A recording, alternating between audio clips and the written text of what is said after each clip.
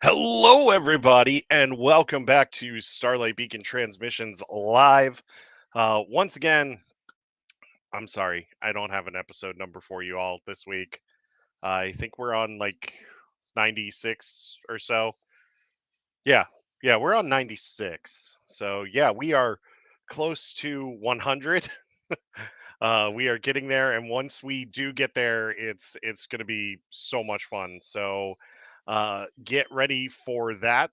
My name is Eric Mitchell. As always, I am your host, and I don't have anybody joining me tonight. I'm actually flying solo, which is actually part of our main topic because we're going to be talking about the fifth anniversary of one of my favorite Star Wars movies. We are going to be talking Solo, and I am so excited to talk about that. But before we get into that, I have some announcements to do, or just a couple of announcements. And then we are also going to be talking about the PlayStation showcase that happened this week and talking about some of the events that, not the events, but some of the announcements that came from that event. Pardon me.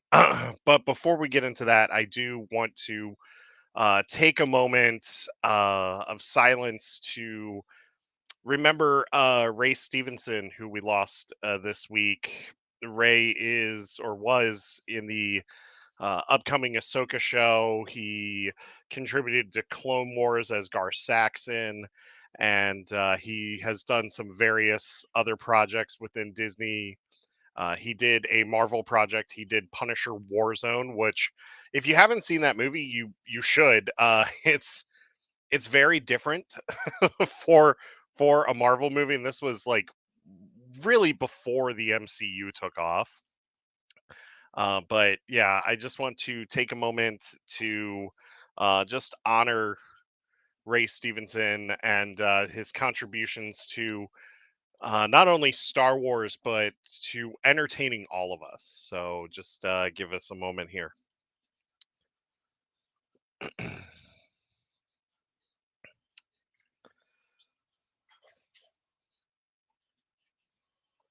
All right. Excuse me. Rest in peace, Ray. And thank you for everything that you've done. So let's get into a few announcements here. Excuse me, real quick while I get some water.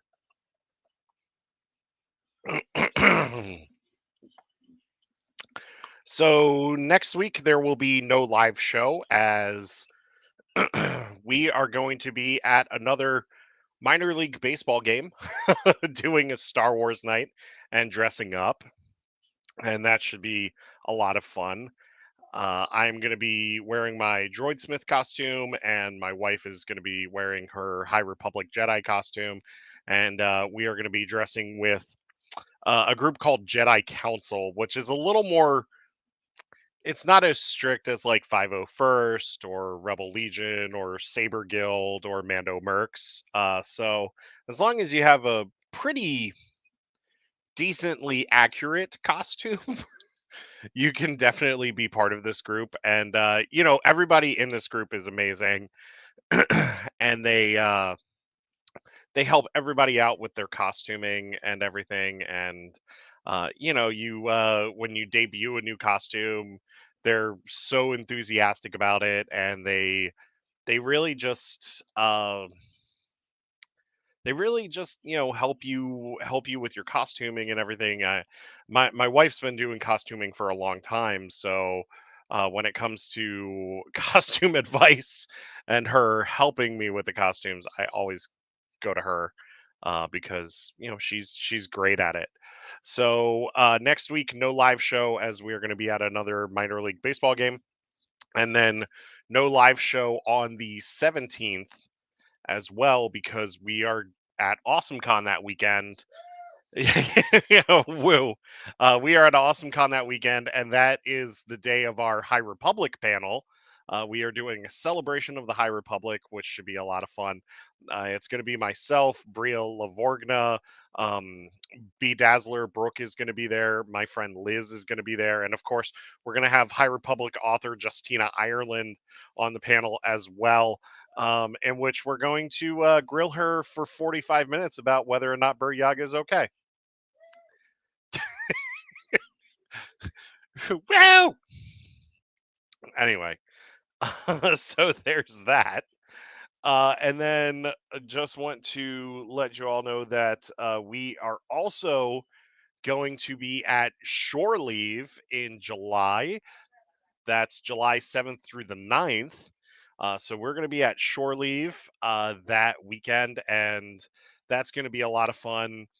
That's more Star Trek and other science fiction stuff, but there is some Star Wars content that does happen at the convention.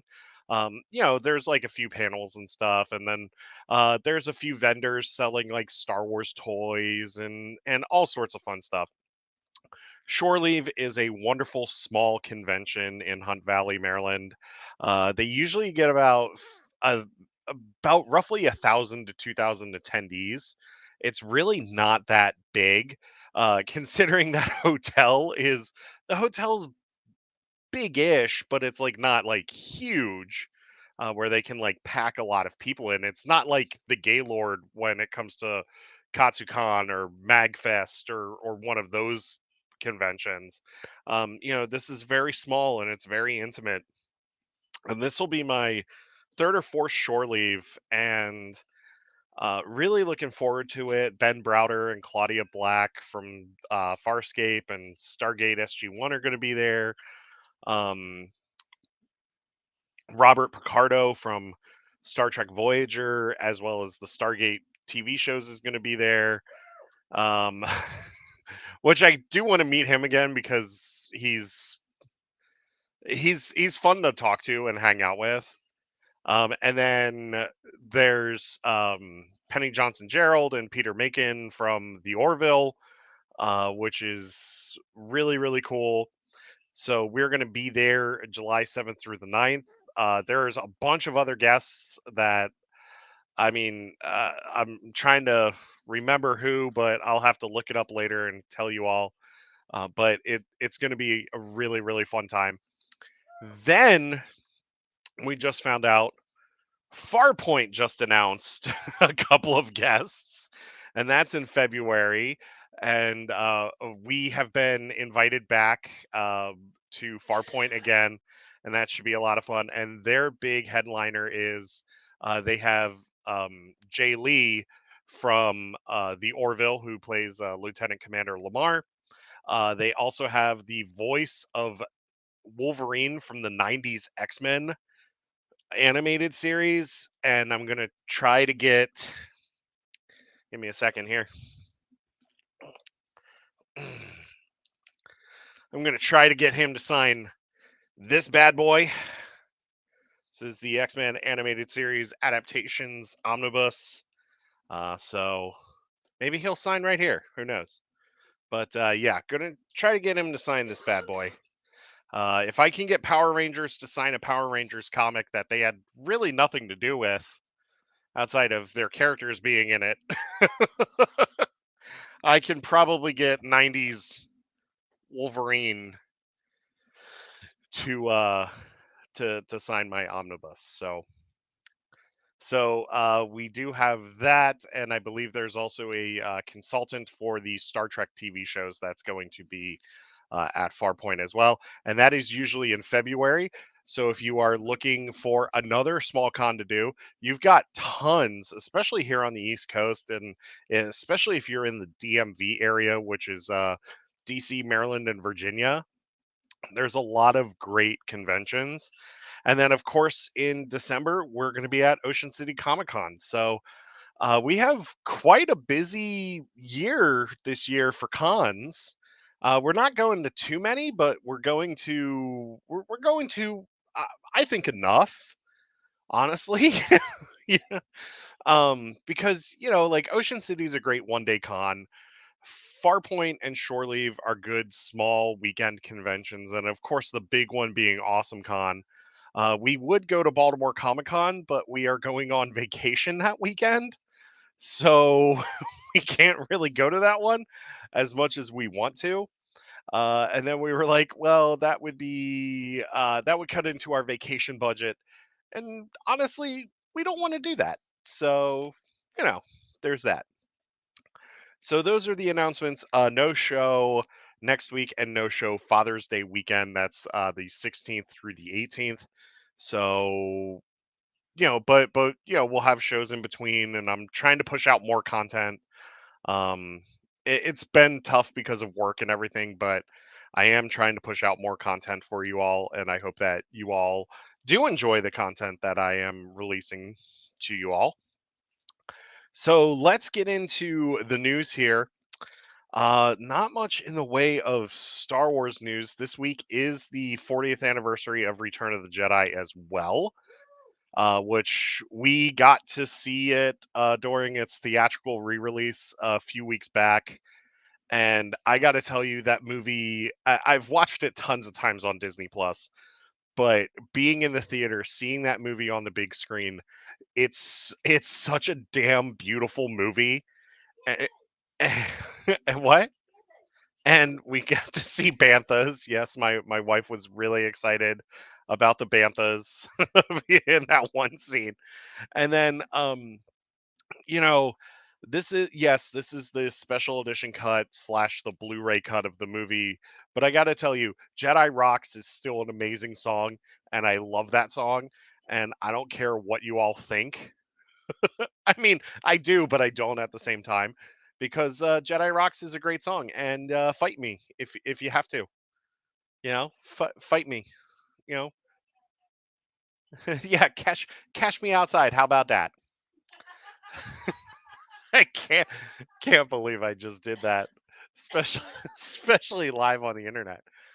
Anyway, so yes, happy 40th anniversary to Return of the Jedi, and we are also going to be talking solo here in just a little bit. But before we get into that, let's talk some video games.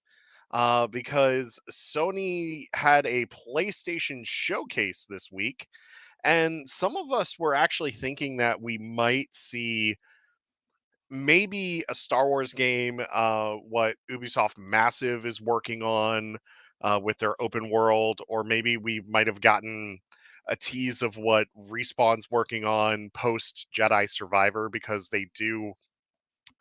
Respawn has two new Star Wars projects in the works. One of them is a shooter, and the other one is a strategy game. Think kind of XCOM, but set in Star Wars universe. And then their shooter, they could actually do this shooter really well. Respawn's big first title was Titanfall, and I got to tell you, Titanfall has such a special place in my heart. I loved playing that first game, and I really enjoy the second game too. I think the second game is great as well, especially that campaign. The single player campaign in Titanfall 2 is just, oh, it's so good. If you haven't played it, please do so. For a game that's, you know, 7 years old, and then Titanfall 2 is, or no, Titanfall is about 10 years old. But it was so great. I remember my wife getting me Titanfall on the Xbox 360 when the 360 was still around, and like I ate that game up. Yeah, we had we had a cricket. We had a cricket in our apartment at the time, and like I saw it like walk across at one point, and I was like, we were trying to catch this cricket, but we couldn't catch this damn cricket. And then at one point, I just said, as a joke, I was like, "Stand by for cricket fall," because one of the things is that when you summoned a Titan in Titanfall, um, a voice from the ship said, "Stand by for Titanfall." That's right, we did catch him, and we did yeah, yeah, yeah. Yeah, so we did we did catch him, and we let him outside. And when we dumped him outside, that's when I said, "Stand by for cricket ball." Thank you. Uh, But yeah, so Respawn is working on a Star Wars shooter, and hopefully they really put in some of that Titanfall DNA into that shooter, because I mean, yeah, they're doing Apex Legends, which Apex Legends is huge right now. That and Fortnite and PUBG are the three big battle royales in the world. Let's face it, Ubisoft's battle royale Hyperscape did not do so well. Um, well, and Warzone is pretty big too because it's Call of Duty. So they you know people will play it because it's Call of Duty. Anyway, so there was a lack of Star Wars stuff in this showcase, which it is what it is. They ended the showcase with Spider-Man 2 from Insomniac, which Insomniac created the Spider-Man game, the Miles Morales game, but they've mostly been known for Ratchet and Clank and Resistance. Which, if you've never played a Ratchet and Clank game, please do so. I still have not played the first Spider-Man game or the Miles Morales game, but I did see it was on PC. So at some point, once things settle down, maybe I'll pick up one of those games like on a Steam sale or something like that, and really just sit down and play that. But Spider-Man 2 is coming this fall. This is going to be Sony's big tentpole game for the fall. We don't know what they have for Christmas yet, because keep in mind that they do release some of these big tentpole games during the holiday season as well. So if they're putting Spider-Man in the fall, I'm wondering what they're dropping in during the holiday season. But then again, I'm not a PlayStation owner. I have a PS3, but I didn't upgrade to the PS4. I've mostly been an Xbox guy ever since pretty much the 360. I had a PlayStation 1, a PlayStation 2, loved those. But like when my buddy Chris got a 360 and just saw the quality of the games and everything, I was just sucked into it. I did also have an original Xbox as well, and I cut my teeth playing, Halo and Halo 2 and all of those fun games. But anyway, back to PlayStation here. So Spider-Man 2 is going to be released this fall. They did announce a Metal Gear Solid Snake Eater remake, which if you've never played Snake Eater, please do so. I'm not the biggest fan of Hideo Kojima. Like, don't get me wrong, the dude the dude is talented, man, and he is a very talented storyteller. But I just couldn't really get into a lot of his games just because of I mean, I enjoy weird fiction and stuff, but this was like too weird for me. So I've kind of stayed away from Hideo Kojima games, but I did play Metal Gear Solid 3 Snake Eater. I loved it because it felt like a James Bond movie, and that theme song is really awesome. And plus, David Hayter just knocked it out of the park as Snake in that game. So it's being called Metal Gear Solid Delta Snake Eater for the remake. Sony announced a dedicated game streaming device. So Sony is they announced a new handheld that you can remote play your PlayStation through a Wi-Fi connection. And it's similar to what I have here, which is the Logitech G Cloud. And with this though, with the G Cloud, I do Xbox Cloud gaming with this, and I've got Steam Link, um, as well as I can do Xbox Remote Play with this. And this is mostly for cloud gaming, and you can stream your games via Wi-Fi. So it's similar to this. This feels more like a Nintendo Switch, honestly. The PlayStation handheld that they showed, it looks like they pretty much ripped apart a PS5 controller and then put it on the sides of a screen, like an 8-inch screen. And I was thinking, like, well, if you wanted to do that, like, this would have been an easier way to do it. Like, you could easily put the thumbsticks, here and here, and then, put the D-pad a little bit further down and still had, your triangle, circle, square, and X button here. But, the Sony's going to do what Sony's going to do. um, and that's just what they do, but I wish them all the best with that. Like I said, if you're into cloud gaming though, and you want a really good handheld, and you are an Xbox Game Pass Ultimate member, even if you just want to play your Steam library when you're not on your computer and it's like turned on and you're just hanging out in your living room or whatever, this is the way to go. Um, so yeah, so Sony announced a brand new handheld. There's that. The big one of the big reveals here. We got a release date for Assassin's Creed Mirage, which is October 12th, and that is going to be on Xbox Series X and S, Xbox One, PlayStation 5, PlayStation 4, PC, and Amazon Luna. And honestly, I'm really excited for Assassin's Creed Mirage. This game, uh, I, I I love Assassin's Creed games, but I do like that this is going to be a smaller adventure.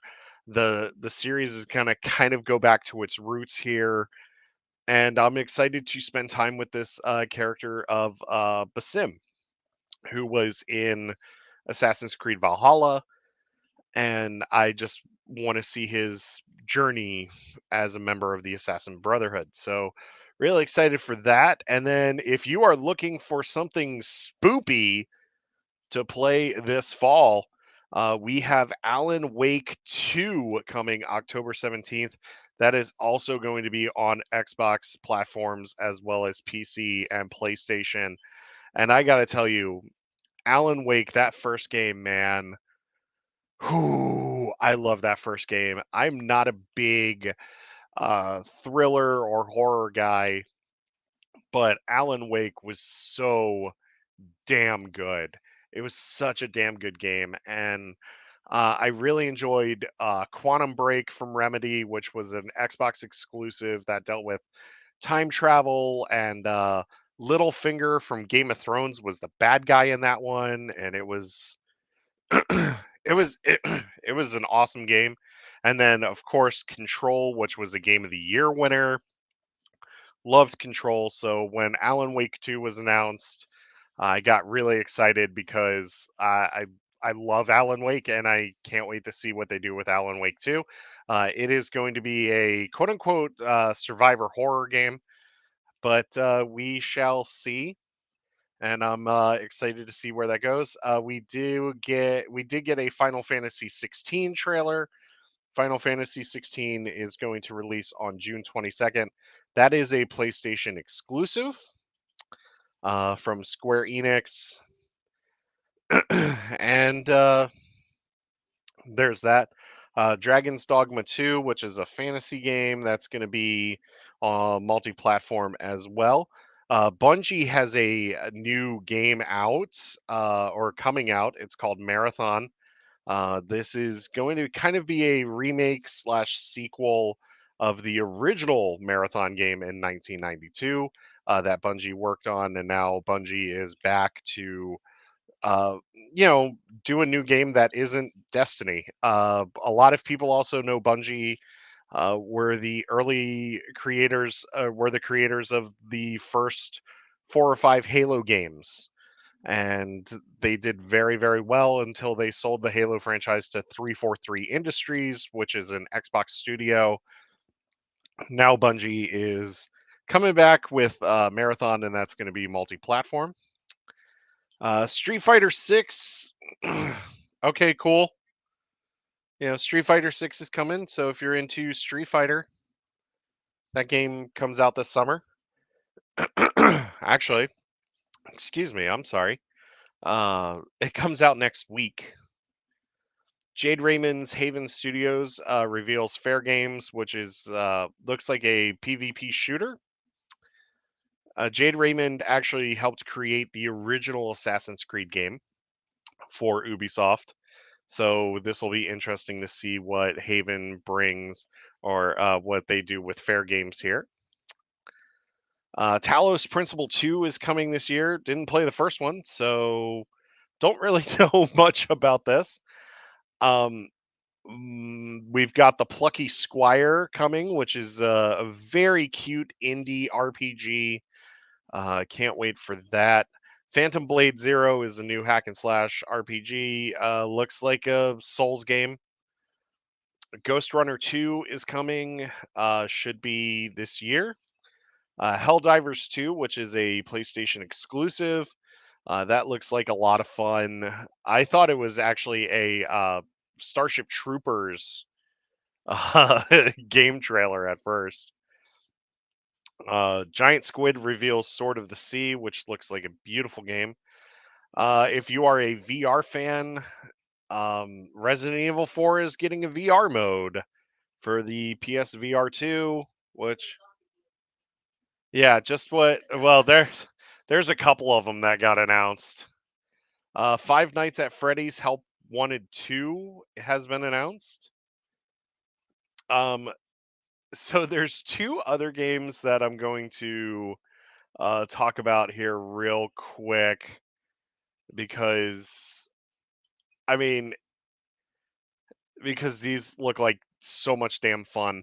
The first one is Square Enix is actually doing their own version of Splatoon called Foam Stars, FOAMSTARS, and it looks like you get into giant foam parties.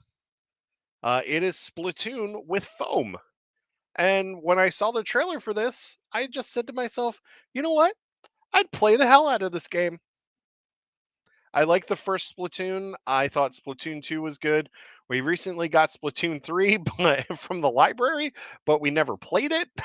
So sorry, Nintendo. Um, but yeah, that one looks like a lot of fun. And then the other one here that I absolutely fell in love with is this game. It's a small independent game, and it's called Cat Quest: Pirates of the Caribbean, and it's a cat pirate game. How can you not want to play a cat pirate game? Even my wife was like, "I'd play this because it's cats." But, you know, they're pirates. How can you not love that? I mean, I know I do. So, so those were some of the announcements here. Technically, Summer Games Fest doesn't really officially start until the second week in June. However, Sony kind of kicked off the summer game season this week with this showcase. So, Summer Games Fest is actually, I believe it's the 8th. Yeah, it's going to be the 8th. So Jeff Keighley is going to have his showcase again, and you know they'll show everything that's being worked on, and they'll also show some brand new titles that'll be coming in the next year or so. And then on the, I believe it's on the 11th, we get both Ubisoft and the Xbox developers showcase or the Xbox showcase, and then stay tuned after the Xbox showcase because we are going to get a Starfield developer direct. For those of you that don't know what Starfield is this massive brand new IP that Bethesda Softworks has been working on for quite a long time. This is a Bethesda Game Studios game. This is going to be an Xbox exclusive, well, Xbox and PC exclusive. And it's pretty much being pitched as Fallout and Skyrim in space. And I feel like this is gonna be a little more lighter in tone than Fallout and Elder Scrolls, but it's still gonna be a very serious game. This is it did get its rating, it is gonna be mature, but I am looking forward to Starfield, especially if you're a fan of science fiction. This is definitely a game that you want to check out. There are going to be some close to 1,000 planets that you can explore in this game. You can do full ship customization, all sorts of interesting stuff, and really looking forward to that because let's face it, Microsoft hasn't had the best spring in terms of gaming. Redfall launched a few weeks back, and let's face it, it was not good. It had a very terrible launch. It is a very buggy game, and honestly, I played 30 minutes of the game, and I said to myself, "Thank God I'm playing this on a cloud via Game Pass because there's no way I would have spent $70 on that game. Absolutely not."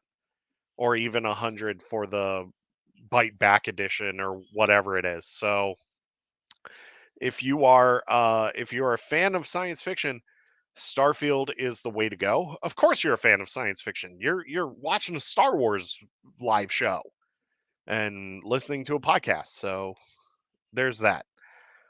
So those are the things that are coming up. Summer Games Fest is just around the corner, and it should be a lot of fun.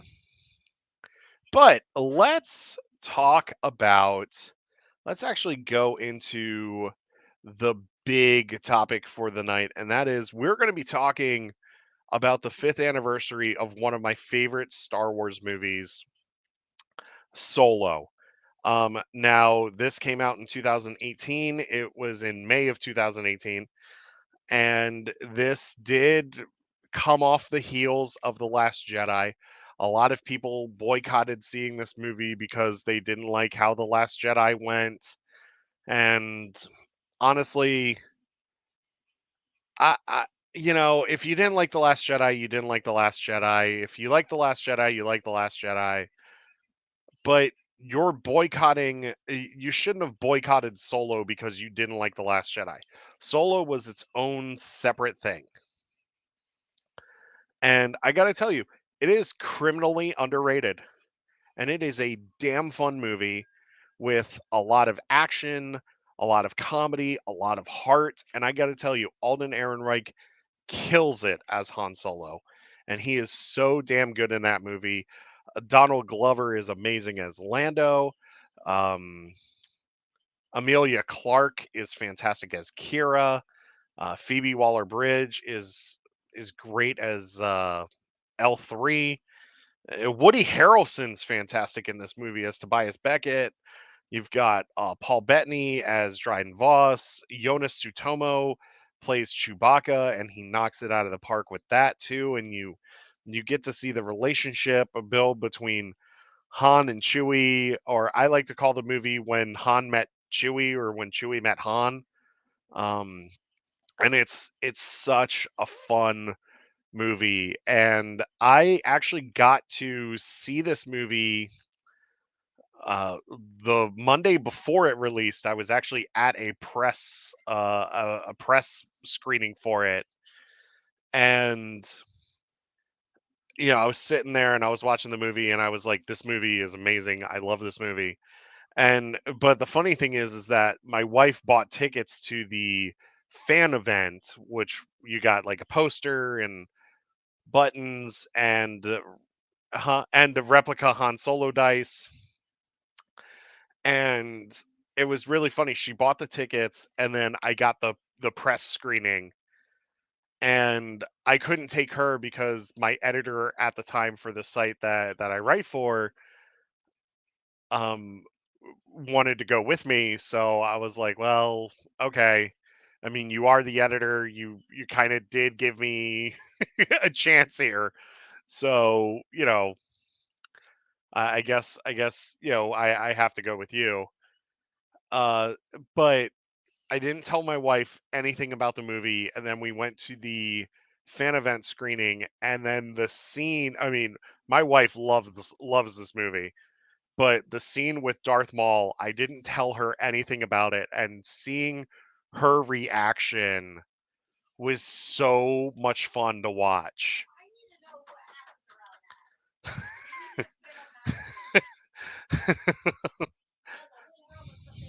Yes. So my wife was just saying that they do need to expand on the Darth Maul, Kira, Crimson Dawn story, which is why they need to make Solo 2 happen. That is a movement that has also come from this movie. Our good friends over at the Resistance broadcast, John, uh, Joey, and Lacey, have been pushing for make Solo happen for years now. And I got to tell you, I am on board the make Solo 2 happen train. This movie is so much fun and it's so good, and the stories that they can tell from this movie, they're abundant, really. Like, how the hell did Lando get off the moon after Han Solo won the Millennium Falcon in the Sabacc game? Like, so they are doing a Lando show for Disney Plus. So Lando is getting a show for Disney Plus. Kira has gotten a few comic stuff written by Charles Soule, but E.K. Johnston is also writing a Kira novel. So we'll see what happens there. But yeah, they could easily make Solo 2 happen on Disney Plus. Whether it be a mini series or you just spin it off into multiple series, one with Han and Chewie, one with just Lando, what have you. I mean, we've seen what they can do with The Mandalorian and spin-offs there, but they could easily do that with Solo. And I just remember seeing this movie, and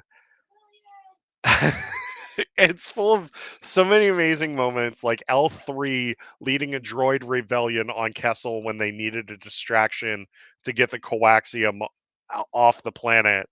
I thought that was fantastic.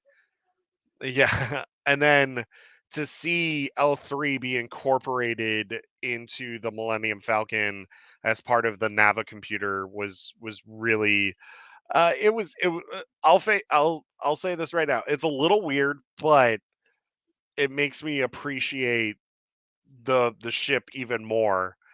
Um and I wish like they had her light up Nava computer display like on Smuggler's Run. I thought that could be a lot of fun, but they don't, and that's okay. But you've got you've got the relationship between Han and Chewie. You have the relationship between Han and Kira, and this is also a movie where Han Solo finally learns an important lesson of, hey, you can't trust everybody. But he learns to trust Chewie. He learns to trust Lando. He trusts Tobias Beckett until Beckett betrays him. He trusts Kira until Kira betrays him. So there's a lot of yes, curse your sudden but inevitable betrayal. Um, but yeah, there's a lot of things in this movie that Han goes through.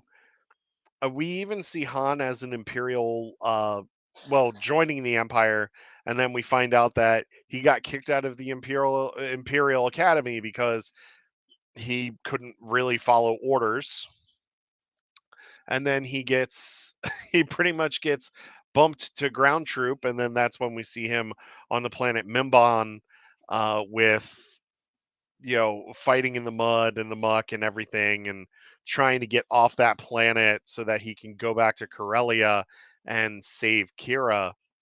And Han's main goal in this movie is just getting Kira back, like having his own life, but also spending it with Kira. And we see Kira has this moment where, I mean, Kira is recaptured by the crime syndicate and then is forced into service in Crimson Dawn, but she rises to the ranks to become one of the top lieutenants in Crimson Dawn. And eventually we find out that her and Dryden Voss were working for Darth Maul, because Darth Maul did take over Black Sun during the Clone Wars era and turned it into Crimson Dawn. So we see some of that. We see a lot of the underworld in Solo, and to me it's just a really interesting thing to do in that movie. And I was really hoping that we were going to see more of the underworld in the Book of Boba Fett, because Book of Boba Fett and Solo could have gone hand in hand with each other by really showing us all of these shady people that are doing these things. Yeah. And they did start to show us the crime syndicates and everything through the huts in Book of Boba Fett, but the thing is that it kind of, we were kind of distracted by Luke Skywalker and the Mandalorian and Grogu and Ahsoka Tano, that we didn't really get to see the criminal underworld. So that's why I enjoy Solo as much as I do, because we do get those glimpses of that society. We do get to see the Pikes. We get to see Crimson Dawn. uh, we get to see all of these various other shady characters. We're introduced to Therm Scissor Punch, who's one of my favorite cameo characters, and I love that Daniel Jose Alder has put him in the High Republic Adventures as part of Maz Kanata's pirate crew. I think it's amazing that Therm Scissor Punch lives on. He lives on. And we have he's better than Taserface.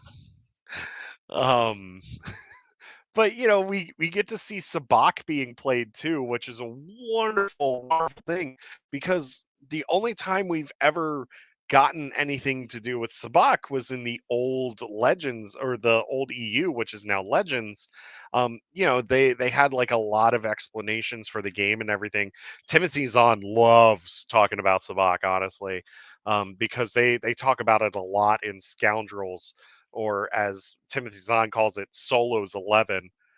Um, but we get to see Sabak, and we get to see it being played, and we get to see Han and Lando be the card sharks that they are. They take all of these mentions and they build on these mentions and make them fun little things as part of this huge story.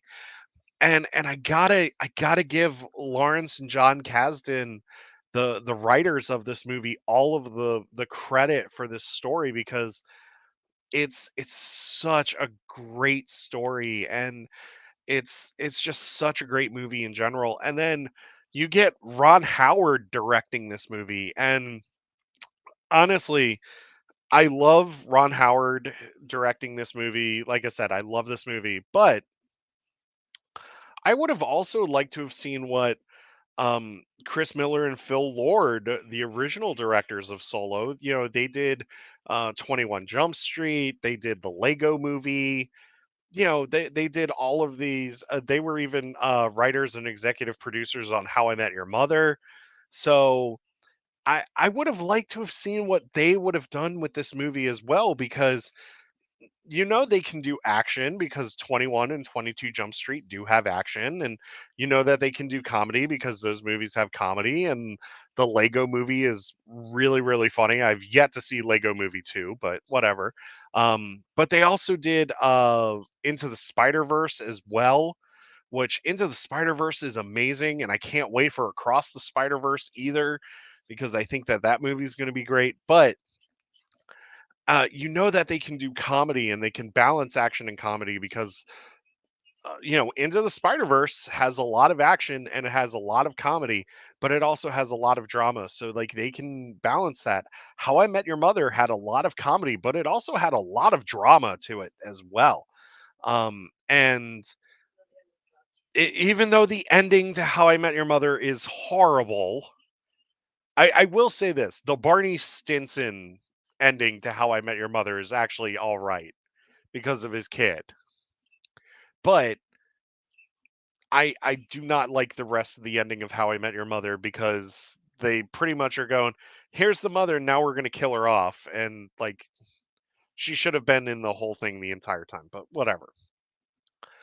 I digress. But Miller and Lord were part of that show, so you know that they can do it.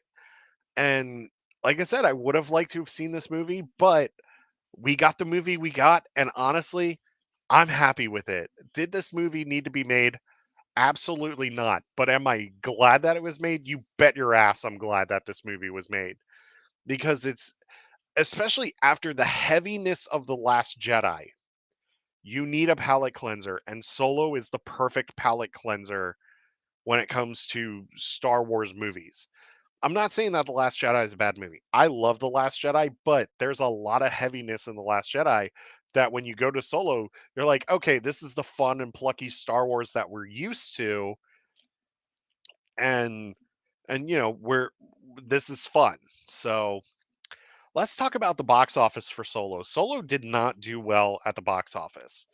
I believe it made back its budget, but let's face it, this movie was not marketed well, and it did go through reshoots and rewrites as well as recasting before they even got this thing, to get this thing in the can.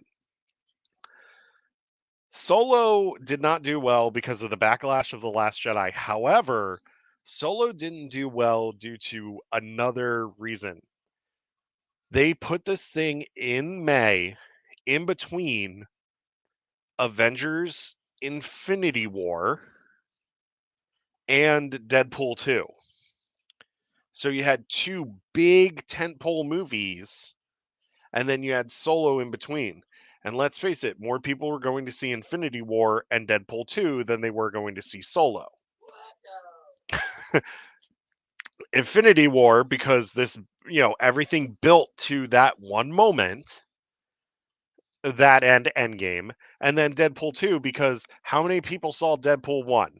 A lot of people saw Deadpool 1. So Deadpool 2 had a lot of hype around it. Here's the thing, if Solo had been dropped in December of 18, we'd be talking a whole different story here. People would have gone to see this movie because when they release Star Wars movies at Christmas, people are going to go see them because what do a lot of families do on Christmas? They go to the movies. So if you had dropped this then, it would have been game over. It would have done really, really well. It would have done better than it had been, but you still would have had a lot of people boycotting the movie like you did. But here's the thing, boycott all you want. Solo's a fantastic movie. And if you want to have a discussion about why you do not like this movie, or why you didn't like The Last Jedi, if you want to have a meaningful conversation about it, we can do that. But if you're just going to boycott just to boycott because you don't agree with anything and you're buying into this narrative that Kathleen Kennedy is ruining Star Wars and she's going to be ousted by Bob Iger and all this other crap, if you're going to push that narrative, if you're going to push all of that, I don't want to talk to you about it. But if you want to have a meaningful conversation about why you think Solo failed or anything like that, we can do that. I welcome it, honestly. And I'll tell you, hey, I value your opinion. I may not agree with your opinion, but I value your opinion. Solo is one of those movies that I can just have on in the background and just while I'm working on writing something or working on getting podcast ideas together, what have you, I can have it on in the background and it's great background noise and I love watching that movie. It's a go-to movie for me and it's a comfort movie for me. And that to me is what's important. And I know there are a lot of people out there that feel the same way. Solo is one of those movies that just feels like Star Wars is giving you a nice warm hug. And it feels like you're getting hugged by a Wookiee. And you know what? I've hugged a Wookiee. I hugged Chewbacca when I met him at Disney World. And you know what? I gotta tell you, it was amazing. It's fantastic. So if you've never hugged a Wookiee, please do so because it's great. Yeah, yeah. Don't pass up on the opportunity. If you see Chewbacca walking around Galaxy's Edge, you run up to him and you give him a hug. Yeah, and you know what? He'll give you a hug because Chewbacca's a hugger. He's a hugger. And now I lost my train of thought. But you know what? I don't care. I should have wrote a script for this and I didn't. But what I'm saying though is it's that much fun. It's that entertaining. And these movies are are just meant for us to just turn our brains off for a while and just enjoy the ride. Now, I will tell you this. There are some movies out there that if they don't hook me, I'm distracted the entire time. I mean, I'll admit, and we've all been there. But this movie hooks you from the very beginning. And for those of you that wanted a deep fake of Harrison Ford or what have you, we got Alden Ehrenreich, and honestly, he is an amazing Han Solo, and he brought his own energy to the character, and I could not be happier. I look at Alden Ehrenreich's Han Solo like I look at Chris Pine's Captain Kirk in the Kelvin timeline movies for Star Trek.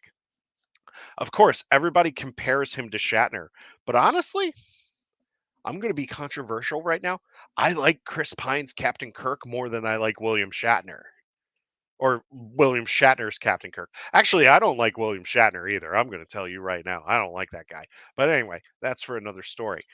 But, you know, yeah, you're going to compare Alden and Harrison, but you also have to look at it as this is a younger actor playing a younger version of this character.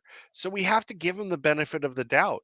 Yes, Harrison Ford's performance as Han Solo will always be iconic.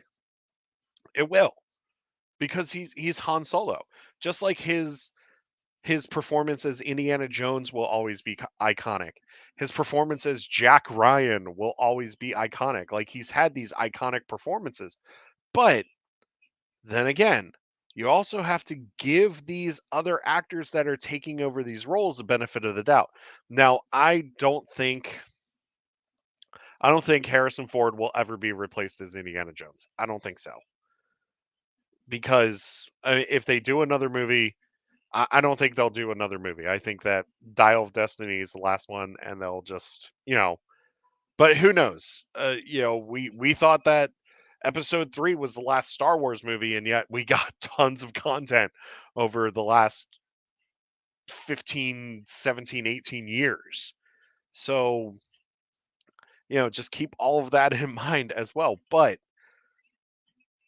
when it comes to Alden, you got to give him the benefit of the doubt, and he knocked it out of the park with that movie.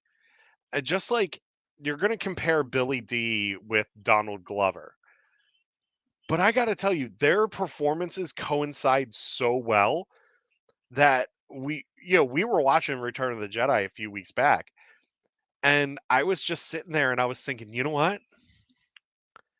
Him and Donald Glover, like I kept thinking of all of these adventures that Alden's Han and Donald Glover's Lando had together. And then like seeing the chemistry between Harrison Ford and Billy D. Williams, especially in Return of the Jedi, it just makes me think about the chemistry that Donald and Alden had in Solo and just everything that they go through in that movie. So it's just really cool to look back on these original trilogy movies after we've gotten all of this content that enhances all of these movies and to see how much it enhances all of these movies and just plays a big factor. I love it. I absolutely love it. So Solo is so near and dear to my heart. It's such a great movie and it's so much fun. And if you've never watched it, do yourself a favor and go on Disney Plus and watch it. If you have Disney Plus or rent it on Amazon Prime or whatever you have to do to see this movie, do it because it is such a fun movie and it's such a great time. And when you're sitting there and you're watching it, you'll have a big smile on your face because you're just going to be having fun because it's fun Star Wars. It doesn't, I mean, it's serious enough, but it doesn't take itself too seriously. It's, like you can tell, like when you're watching the movie, you can tell every actor is having the time of their lives in that movie. Even in the serious moments, they're still having the time of their lives in that movie. I'm just going to say a few more things here and then we're going to wrap it up. When it comes to secondary characters in this movie, Paul Bettany is fantastic as Dryden Voss. I absolutely love him as a Star Wars villain. Wish that he didn't get the ending that he got, but it sets up amazing stuff with Kira that I want to continue to see. So there's that. Um, we get Rio played by, or the voice is done by John Favreau, and he's an Ardennian, and he's so much fun, and I love him. I just wish his character didn't go as quick as he did.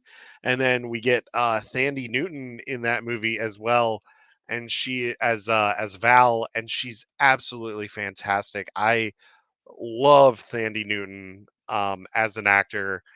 I loved her in a Westworld. She was great in. I think she's in Crash. She's great in that. Um, and I also got to tell you, she's great in Mission Impossible too. A lot of people crap on Mission Impossible too, and I got to tell you, it's not a great movie, but it's a fun movie, and Thandie Newton has a great time in that movie. So you can just tell all of these actors were just having the time of their lives, and that to me is all that matters, and that to me hypes up the enjoyment of the movie. It ups everything when it comes to that movie.